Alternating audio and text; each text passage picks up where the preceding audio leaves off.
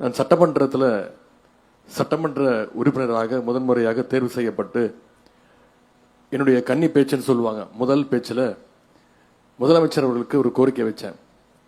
உள்ளாட்சி அமைப்புகளில் மாற்றுத்திறனாளிகளுக்கு நியமன பதவியை வழங்க வேண்டும் என்பதுதான் அந்த கோரிக்கை. இன்றைக்கு அந்த கோரிக்கைக்கு நம்முடைய முதலமைச்சர் அவர்கள் ஒரு வடிவம் தந்திருக்கிறாங்க, அதை நிறைவேற்றி கொடுத்திருக்கிறாங்க. அந்த கோரிக்கை மட்டுமல்ல, அதோடு சேர்ந்து இன்னொரு கோரிக்கையும் வச்சேன். மாற்றுத்திறனாளிகள் உரிமை சட்டத்தின்படி மாற்றுத்திறனாளிகள் நல ஆணையரகத்துக்கு தனியே ஆணையரை நியமிக்க வேண்டும் என்று ஒரு கோரிக்கை வச்சிருந்தேன். அதையும் நம்முடைய முதலமைச்சர் அவர்கள் இன்றைக்கு நிறைவேற்றி கொடுத்திருக்கிறாங்க. ஆகவே எப்பொழுதுமே நம்முடைய மாற்றுத்திறனாளிகளுடைய கோரிக்கைகளை நிறைவேற்றுவதாக நம்முடைய முதலமைச்சர் அவர்கள் திகழ்ந்து கொண்டிருக்கிறார்கள். இன்னும் பெருமையாக சொல்ல வேண்டும்னா, மாற்றுத்திறனாளிகள் என்ற சொல்லை அறிமுகம் செய்தவர் முத்தமிழ் டாக்டர் கலைஞர் அவர்கள்.